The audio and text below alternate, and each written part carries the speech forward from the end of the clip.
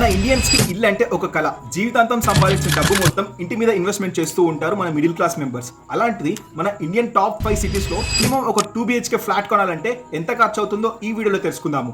Number 5 Kolkata. కోల్కతాలో average గా ఒక స్క్వేర్ ఫీట్ కి 7,700 రూపాయలు ఖర్చు అవుతుంది. అంటే ఒక 2 BHK హౌస్ 1000 స్క్వేర్ ఫీట్స్ తో కొనాలంటే 77 lakhs అయితే ఖర్చు అవుతుంది.